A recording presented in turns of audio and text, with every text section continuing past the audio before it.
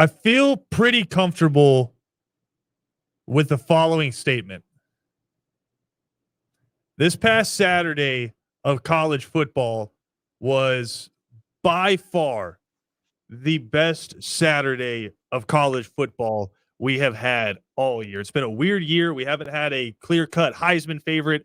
We haven't really had massive games, at least leading up to them, right? It hasn't felt like we've had some of those Alabama LSU 2019 games that we've seen before, right? We haven't had the Alabama Georgia from last year where everyone was just waiting for it leading up to it. We haven't had those games. But man, did Saturday just feel refreshing. And so, joined here as always by Cam Ursery. Cam, I need you to do me a favor today. Don't let me start looking forward. We have Tuesday, Wednesday, Thursday, and Friday to do that. Don't let me start looking forward because I don't feel like that would give this past Saturday the proper credence and its proper due, because there's so much to talk about. So much stuff happened on the field. So many streaks ended. So many big results. A lot of embarrassing results too. So just do me a favor. Don't let me start prognosticating for it. If I start talking about the Final Four, if I start talking about Heisman watch, if I start talking about anything like that, just stop me and say, Christian, focus on Saturday. Sound good? Yeah. I won't let you do that, man. It was. I mean, good gosh, it was a beautiful Saturday. This is the best rivalry week we've had in the past couple of years. I mean, Oklahoma for the first time in how many years is not playing in the Big 12 championship. Michigan, after 10 years, finally beats Ohio State. Alabama is taken to the brink by a 6-5 Auburn. I mean, it doesn't get no better than that. It was just an awesome week from start to finish, right? And that's kind of how I want to do this. I want to go down kind of in chronological order, and let's start with the game, Michigan-Ohio State. It's at the Big House. Awesome turnout from the Michigan fans, top 5 matchup, and man, it just felt like it had the electricity where you felt like something special could happen. You had the snow, which was awesome. Just local weather reports saying that snow wasn't supposed to roll in until that night, but it rolls in just in time for kickoff. So you have kind of like a light dusting on the field. It didn't look anything like we saw over in East Lansing between Penn State and Michigan State, but enough, right? Enough to make it feel like Big Ten football. And just from the opening whistle, I have it down here on the notes. Michigan smacked Ohio State. That was staggering to me, seeing what Michigan did to Ohio State. And I don't think we should be overly surprised. And I'll be the first to admit, I thought Ohio State was going to win this game by 2 scores just because of what I had seen from Ohio State the week prior and from what we've kind of seen from Michigan. But you kind of got to throw all that out of all the records out the window when rivalry teams get together. And this game was just physical football versus a team that only has one way to play. For Ohio State, that's up tempo. They can throw it and run it. We saw it against Michigan State. They can throw for 300 yards. They can rush for 200 yards a lot of times in the same game. But what I don't think Ohio State was prepared for, Cam, was somebody to just physically dominate them up front. And that's exactly what Michigan did. And Ryan Day and Ohio State just did not have an answer for it. Yeah, it was impressive. This was the game where I said something got to give. It's been 10 years. Something gave. And Michigan, they manhandled Ohio State. They had 300 rushing yards to Ohio State's, I think, 64. When you can rush for 300 yards in the snow, that's what you have to do in that type of weather.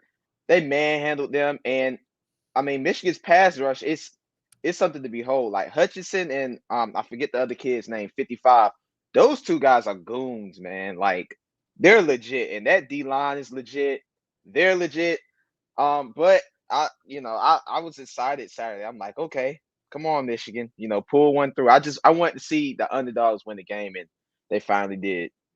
Yeah, you said it. 297 to 64 on the ground, and just unbelievable performance there from Michigan's defense. But I thought it was the offense that really stood out to me. How about Haskins?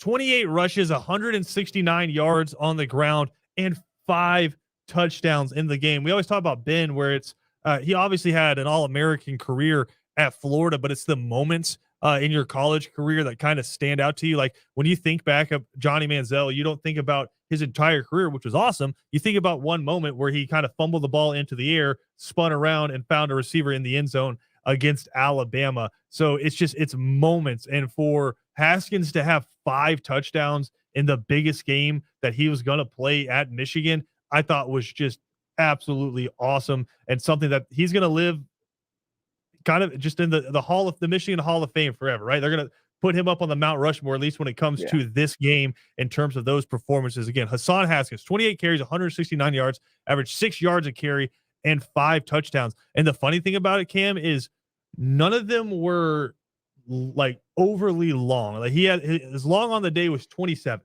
So it wasn't like he had 100 yards rushing on 25 carries and then busted a big one to get him to 169. It was just in your face, 6 yards at a time. And what I thought was really cool was how patient he was running the football because he would get behind those big offensive linemen for Michigan, which if you watch the game on Saturday, they I don't know if they saved it all year or they just installed something new going into this week, but they were doing so much stuff with their offensive line that no one Yeah. had seen Michigan do yet. A lot of pin and pull stuff, a lot of two people pulling and coming back and using the H back a lot in their sets. Michigan came right at Ohio State, and Ohio State, all the 5 stars in the world, really good defensive line, had absolutely no answers for it. So what did it come down to, Cam? A really good defensive line and running the football, and Ohio State didn't have an answer for it.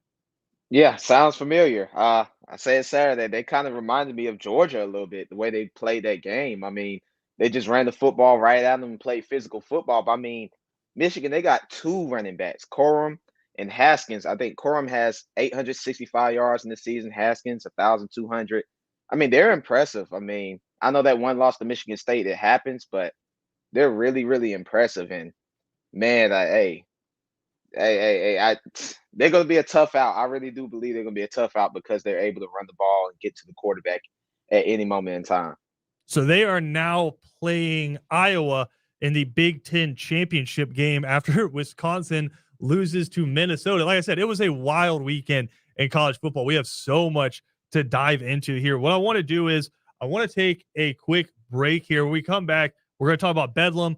Absolutely got to talk about the Iron Bowl. When we come back, I want to talk about Georgia and Georgia Tech. I said we were going to do this kind of in a chronological order. Another game was happening at noon, a completely different kind of vibe in this game. But I think a game, at least when you're talking about our coverage area, that was hugely important. It was never in doubt for Georgia, but I think something became abundantly clear in that game. I want to dive into that next. So let's take a quick break. This is Chris Yokel alongside Cam Ursery here on Second Down. If you missed any portion of our show, or if you want to catch up with any of our shows, find us on Spotify, Apple Podcasts, SoundCloud, ESPNCoastal.com. Just look up ESPN Coastal on any of those podcast platforms, and you can find all of our shows there. We'll dive into more college football next, right here on Second Down.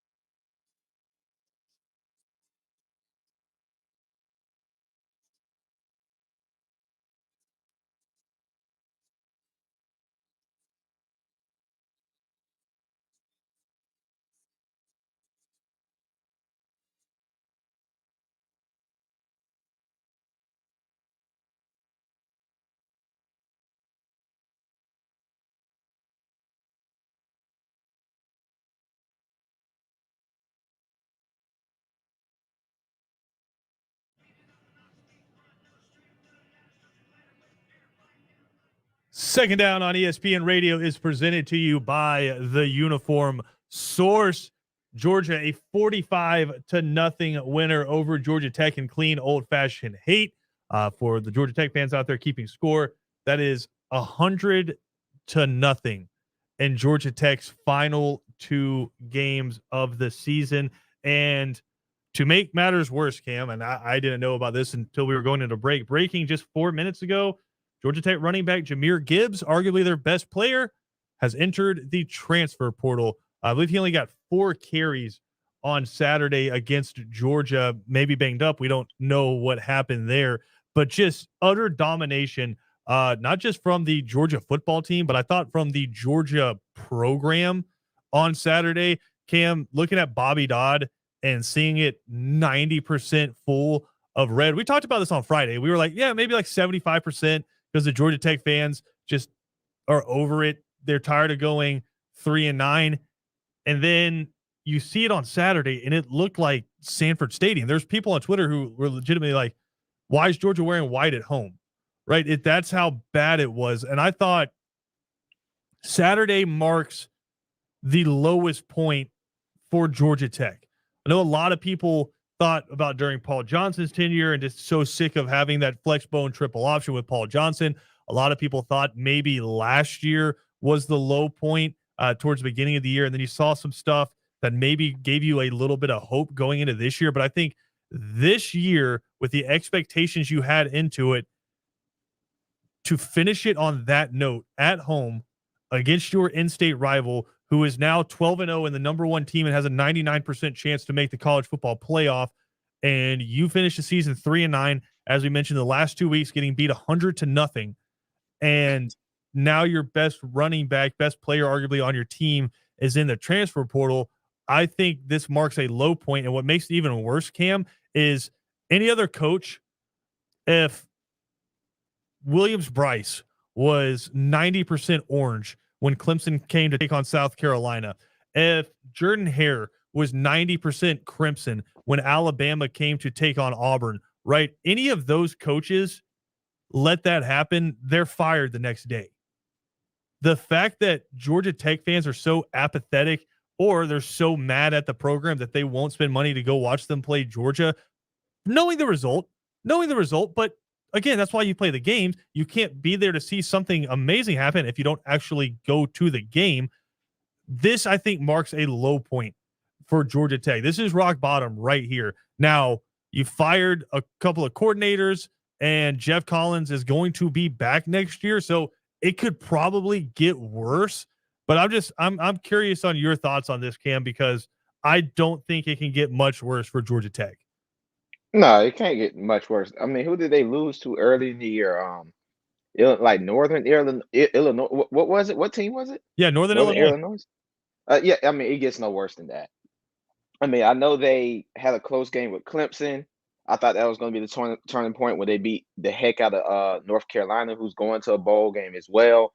But normally I have to answer for things like this, but I don't outside of it. And I don't like calling people out on their job. But you going 3-9, getting outscored 100-0 in your last 2 games. I don't care who you play. You should never get outscored 100-0. How do you necessarily have a job after that and can come back? What do you say to recruits when you go to recruit?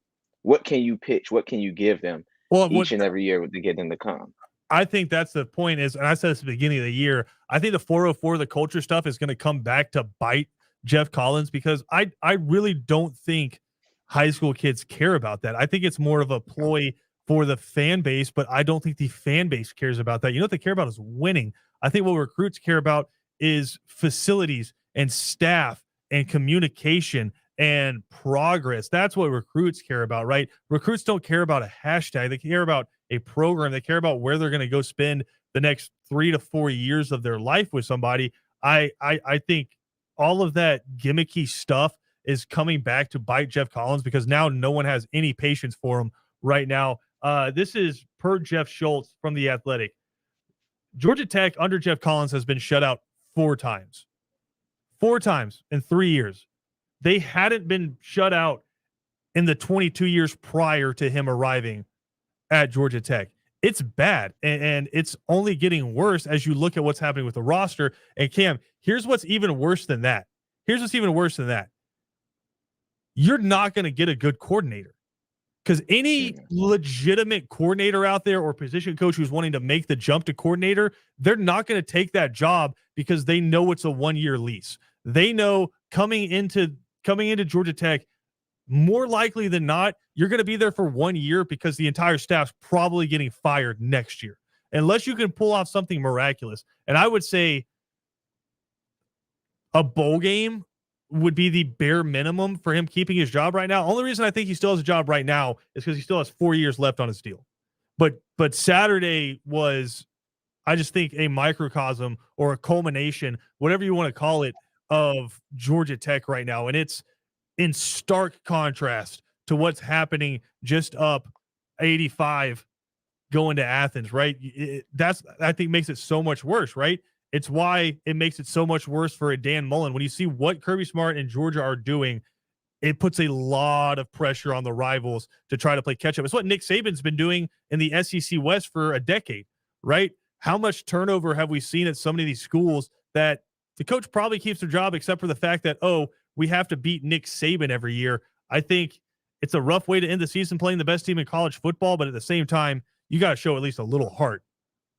Yeah, I mean, you have to show a little heart, a little fight. And I watched some of the games Saturday. I wouldn't sit here and say I watched all four quarters because it got out of hand really quick.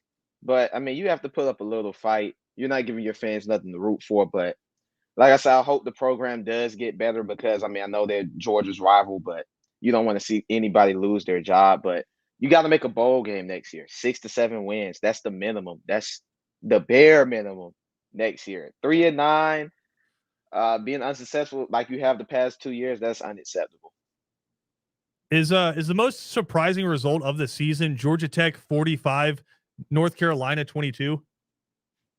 Absolutely, yeah. That's what I was getting at. That was the most shocking win they have, and I don't know what that says about North Carolina or what it says about Georgia Tech.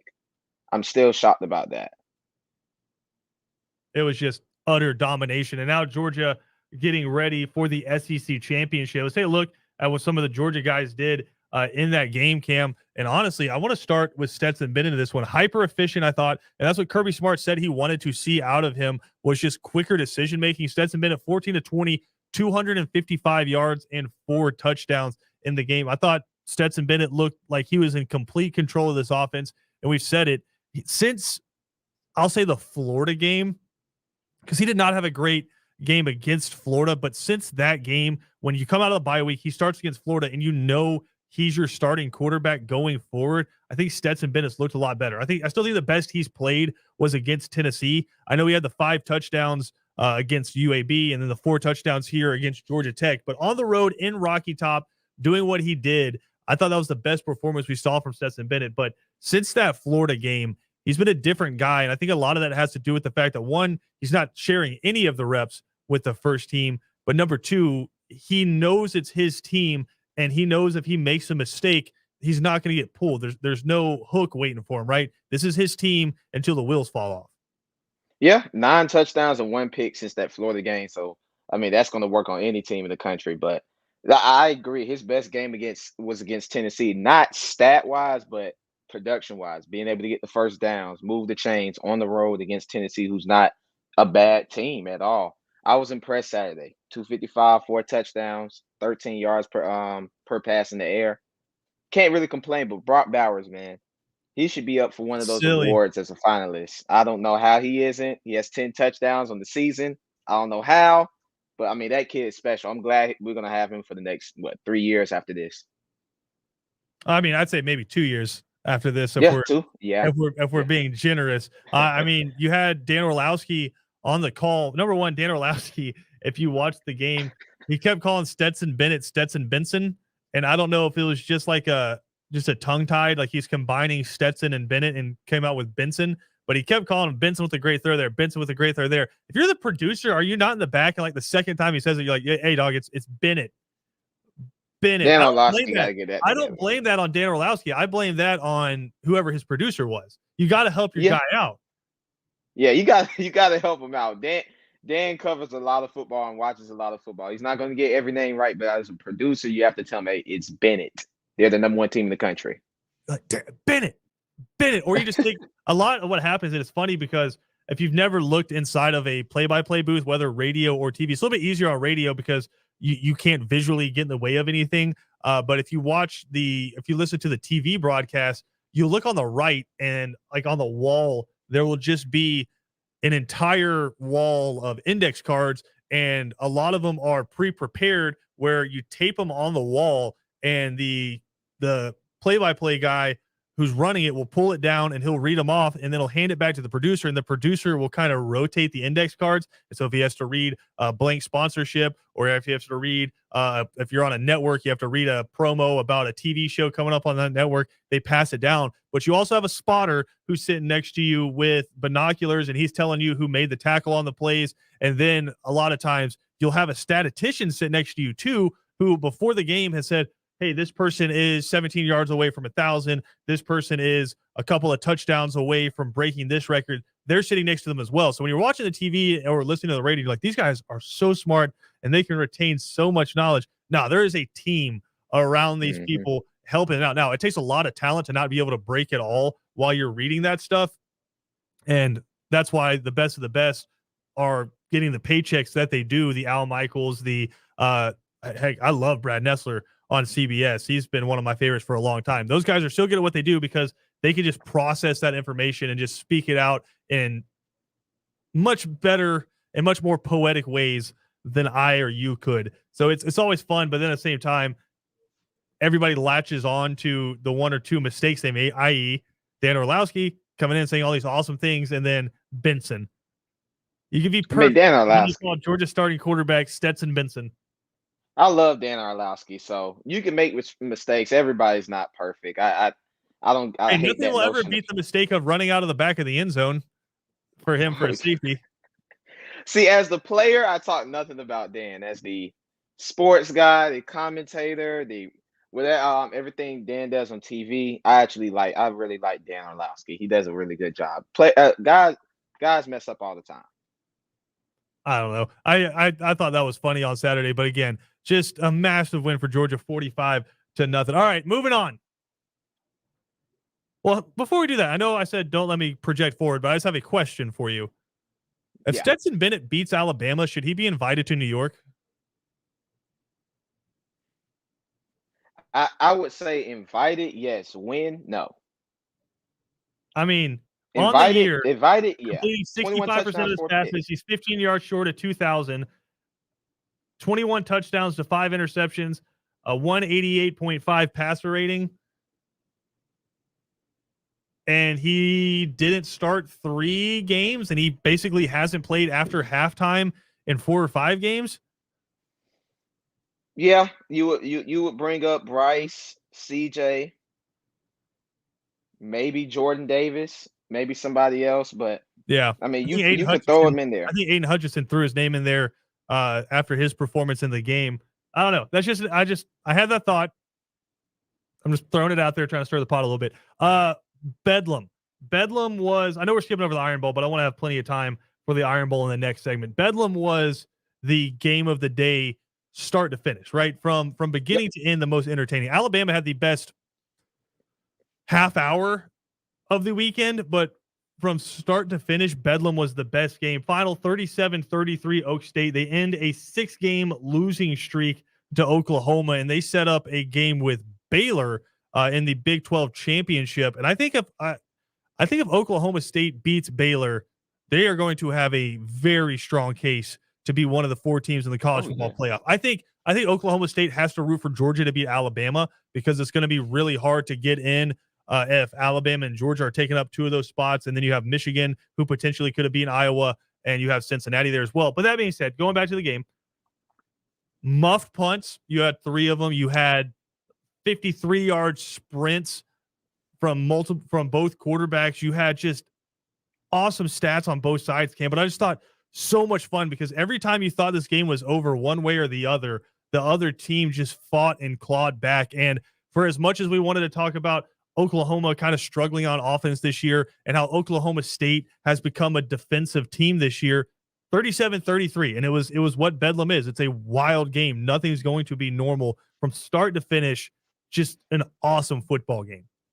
Yeah, it was awesome. It was very, very up and down the entire game. I mean, Oak State was down 9 at one point and it just went on a run and won that game. But I mean, they beat them and ran Lincoln Riley out of town. That's one thing. But I don't know if they ran Lincoln Riley out of town, or the prospect of coaching in the SEC ran Lincoln Riley out of town, I'm not. or Lincoln Riley's wife saying, "Babe, as much as I love Norman, Oklahoma, I want to live in LA." I think it's all three. I could give all three, but man, I mean, shout out to Oklahoma State. They have a tough one against Baylor because, as we all know, they beat Baylor this year. It's hard to beat a team twice in 1 year. So I'm looking forward to that. But just staying on the game, Yeah, just look at the both teams were score chart. terrific. Look at the score chart from this one. 7-0, 7-7, 14-7, 14-14, 21-14, 21-17, 24-17, 24-24. And then you, like you Safety. said, you get the safety, and then you get a touchdown from Oklahoma, and all of a sudden it's a 9-point ball game.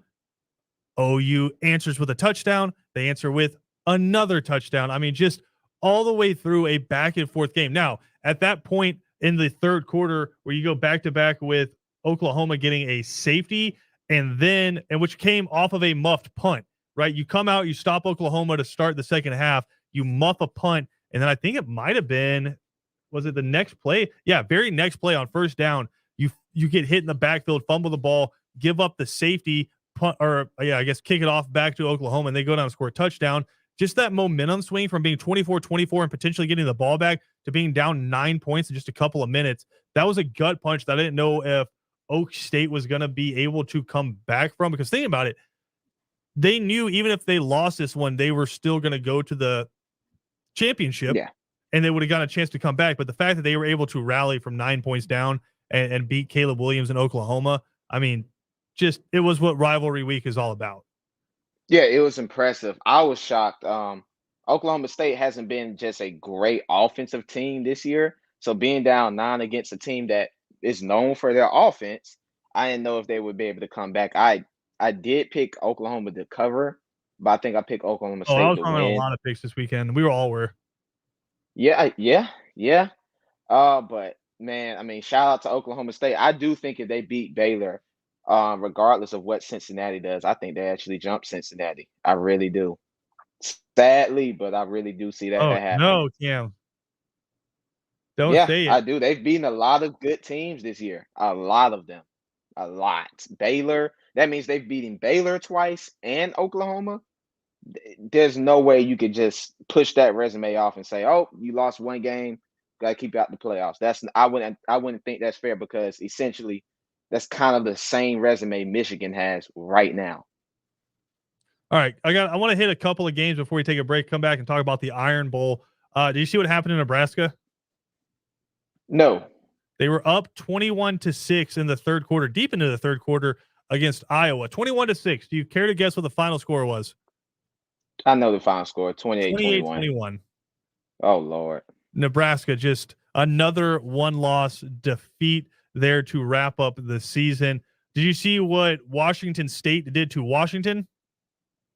No, I know Washington State won though. Washington State won the football game. The game was at Washington, and then in the most disrespectful thing I've ever seen in my life, Washington State stormed to the field at Washington. Okay. Like, I I get like it. it. When you're at home and you upset a rival, yeah, storm your field and celebrate with your team. But to storm your rival's field is the level of petty and disrespectful I think we should all aspire to. And then, I mean, we're not going to talk about it a lot. I know PJ's here, so we just got to go ahead and get this out of the way. How awesome was that Penn State Michigan State game? Beautiful. Beautiful. I love seeing snowy football. How much better was it to absorb it from your couch? Oh, it was way better because I'm not out there.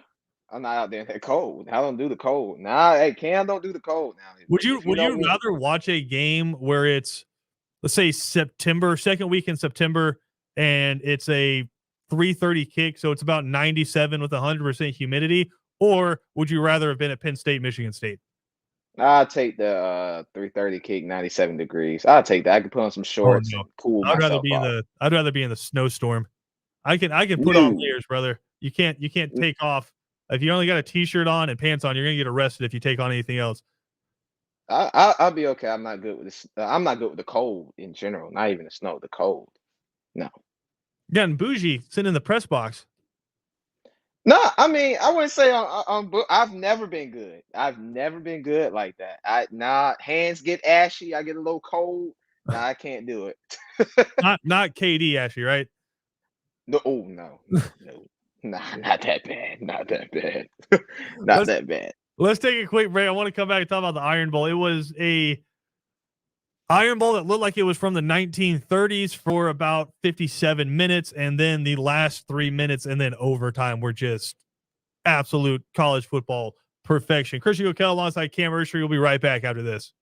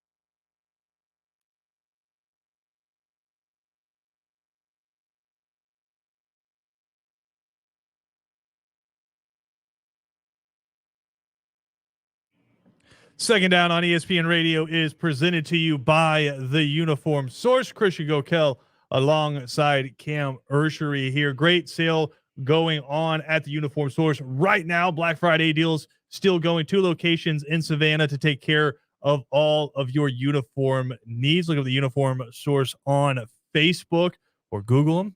Again, doctors, nurses, teachers. Hey, you got kids going to school and they need uniforms, embroidery. The Uniform Source is your one-stop shop for all of it. Cam, I have a question for you. When it comes to a great game, and I say game, not moment, but game, can it be terrible for 57 minutes and then be legendary because of 3 minutes of just awesome content? I think so. I think so. I Because that's know. I exactly mean, what we had with Iron Bowl. You oh had yeah, you had 57 minutes of just utter domination by Auburn. I don't even know if it was domination by Auburn or Alabama not able to get out of their own way. But Alabama, I want to make sure I get this correct. Yeah, Alabama did not put points on the board until 3:06 left in the game. They were down 10-0 with 3:06 left in the game, hit a field goal, and then all hell broke loose. If you're Auburn, you're supposed to win that football game, but sitting there watching it, I don't think anybody thought they were going to do it. Until that clock said 000, I still felt like Alabama was going to win that game. It just felt like they had to shake off whatever kind of voodoo Auburn had put on them. But interesting attack from Auburn for 57 minutes because it was exactly that. It was an attack. They were sending 5-6 guys at Bryce Young every single play. He was under duress. It seemed like every other drive, it was a sack or just some sort of big loss for Alabama. And then let's just kind of break it down step by step. So Alabama gets the field goal. Auburn has the ball in that we call it the 2 or the 4 minute drive situation, right? Where you just have to kill clock. And they have a situation where Alabama only has 2 timeouts. Auburn has a first down and they can run off a lot of clock. And so they run the ball, they get stuffed.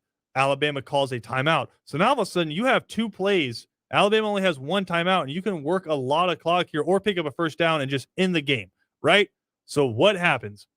I want to make sure I get the time correct here. Yeah, with 1:47 to go in the game, Tank Bigsby broke a run off the left side, and God, it's so hard because Tank Bigsby knew he was supposed to go down in bounds, but I also feel like when he broke to the left side of that line and he saw that first down marker, he thought, if I can get to that first down marker, whether I get in or whether I stay in or I get tackled out of bounds, if I pick up a first down, the game's over.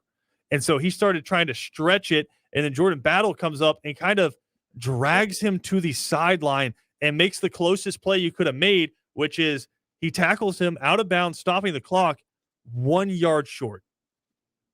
1 and then yard they get that short. stop on That third down. basically gives Alabama another timeout. And then on third down, Alabama just rocks Auburn, 4-yard loss, calls a timeout. And so they get the ball back with 1:32 to go on the 3-yard line. And so by any metric, Auburn's supposed to win that football game, right? Mm-hmm. You're still up a touchdown, and they have to go 97 yards with no timeouts in 90 seconds. I don't know about you, Cam, but as soon as they got that football back, I was like, they're going to win the game. It's just I text my friend saying Bryce Young Heisman moment right here. That was his Heisman moment right there. That was his moment on the road. Yeah, and I was kind of thinking all the cliches as soon as they got the ball back, where I was like, here comes the drive for Bryce Young, right? This is going to be his moment in the biggest game for any Alabama fan, period. I think the best college football rivalry. I know a lot of people say Michigan, Ohio State. I think the Iron Bowl is just the vitriol that those people live with towards each other every single day of the year, the hatred that they have each other, and it's an in-state rivalry. I think it makes it that much better.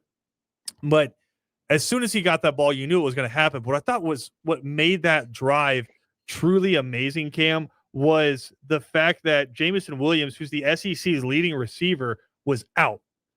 And that meant Auburn was going to be bracket coveraging John Mechie, which you can't do with Jamison Williams in there, but you could bracket cover John Mechie if he's the sole wide receiver they have left who's been a mainstay for them. They have a lot of talent, obviously. They're Alabama, but it was the guys, right? I mean, Brian Robinson leaves the game with an injury. So if you just start looking at some of the names that start making big catches, right?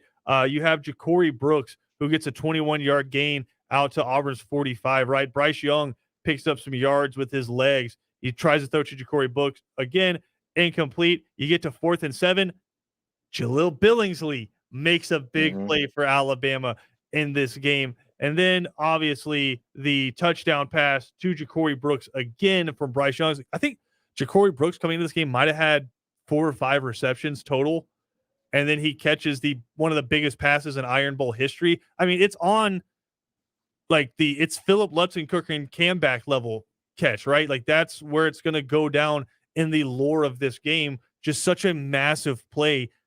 It's just if you're playing a team like Alabama, and even if they're not quite the Alabama of years past, which is amazing to say about a team that's 11-1 and is going to be playing for an SEC championship, you have to keep your foot down on the gas pedal, and Auburn just wasn't able to do it. Yeah, it's a heart of a champion. Like, we're talking about a team that's a 6-time champion, what, in the past 10, 11 years? Like, Yeah. the best dynasty in sports right now is Alabama. While Nick Saban has been in Alabama, a player that has stayed has never not won a national championship. Yeah, biggest dynasty in sports right now. And I knew it when they got that touchdown. I said they're going to go into overtime and somehow Oh, yeah. just Once find a way to they win get a this game. touchdown and you go to OT, Hmm. you're going to give Bryce Young 2 yards to score every time. That's easy money. Yeah, I knew they was going to find a way to win this game. Now you're on to, and I'm gonna push it forward. Now you're on to this Saturday. We're Georgia fans. We know what time it is. It's the big game. You Does, got it. You got to get it done. Yeah, this is does, the it, biggest one for Georgia. does any camera crew do a better job of finding the pain in the crowd than the CBS camera crews do? I saw that. Yeah, I saw it. Yeah, nah, nobody does it better than CBS. I They mean, really don't. those camera people are just constantly scanning the crowd looking for anguish, and they find it every single Yeah, time. And they it's were not hurt. just like the surrender cobras. Those are easy to find, like, right, where like the people are being really exuberant with their anger. CBS finds the people who have just like broken inside and are empty, and you just see like the hollow look in their eyes. That's who CBS finds, and just kind of does like the slow Ken Burns effect where they just kind of zoom in on them real slow, and it just kind of lets it sink in for a second, and you really feel that at home. It doesn't matter if it's your team or not. CBS just does a really good job of just finding the pain and painting that picture. Yeah, they were hurt. I mean, they were happy for about 2 hours. 2 hours of watching football, 57 minutes of game time, Shoot, and then for those 3 hours, you last were couple of amped. minutes. Yeah, yeah, for 3 hours, and then those last couple of probably let's just say real time 45 minutes. It was bad. It's that pressure You have started to first creep and in. 10 with the ball, up 7 with 2 minutes to go. Yeah, What yeah. was the worst loss? This one or 28-3 against Mississippi State? Oh man, I will honestly say this because of it being the Iron Bowl. I Only because it's been you can lose to Mississippi State and it's cool. Like, okay, we'll get them back next year. But the Iron Bowl, if they win this game, everything that's happened this year just goes out the Yep. books. You beat Alabama. You beat Alabama. It goes out the books. That's how it normally works. That's And I exactly thought what they I were, was gonna say. yeah. Is after this one, like after this loss, nobody even remembers the Mississippi State loss. No Auburn No, fan heck is no. even cognizant of that. All they're gonna think about and remember from this season is that loss. And who is it? Coach Harson? Yeah. Harson? Yeah, if he wins this game, I mean, that's a big booster for him. You go 7-5, go 8-5 in a bowl Yeah. game. That's considered What's a amazing good is they season. almost beat Alabama with half a quarterback because TJ Finley on his best day isn't great, but he was hurt and they still Hmm. almost got Alabama. It's fascinating. I told you we weren't going to project forward. We're going to get into all that talk tomorrow. We're going to talk about all the coaching news, some more news. This broke a little before we came on. Spencer Rattler has entered the transfer portal. Now going to be interested to see, does he go to USC and reunite with Lincoln Riley, or is he mad at Lincoln Riley for benching him for Caleb Williams? We're going to find out where Spencer Rattler goes, the preseason Heisman favorite. So much to dive into. We're going to take a quick break here. We'll come back, wrap up second down, and get you ready for 3 and out.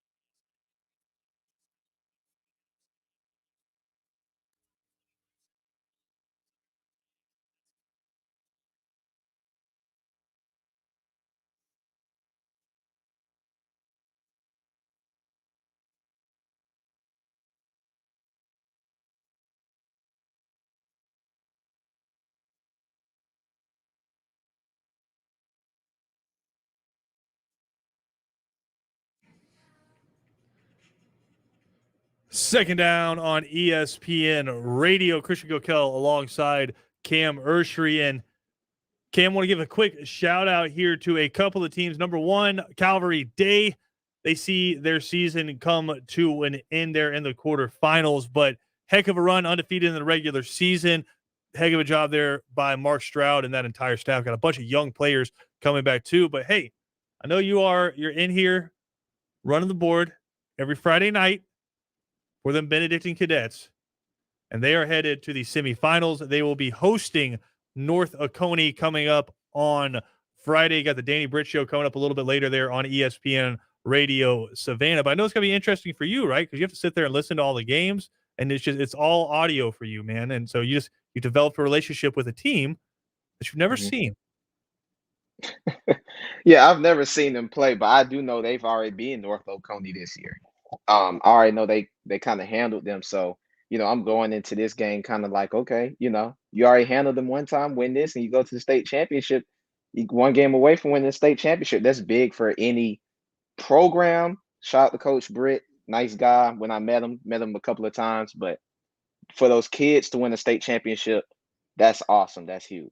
You think Auburn was hoping Holden Garner was there already? I know he was at the stadium, and so I was waiting for Auburn to be like, "Hey, man, you go ahead and come out of the stands. We need you, brother." Yeah, they definitely need him Saturday because they didn't really have too much quarterback play. I don't think it's outside the realm of possibility that we see him playing significant snaps next year. I mean, I wouldn't be shocked. Unless they get a transfer. Yeah. If Bo Nix leaves, I think Garner beats out anybody they have on their staff. Oh yeah. Yeah. That would be real nice for him too. You come straight out winning. I got them winning the state championship. You come straight out from winning the state championship, and then you go to play, college football. That's right. 3 and Out coming up next.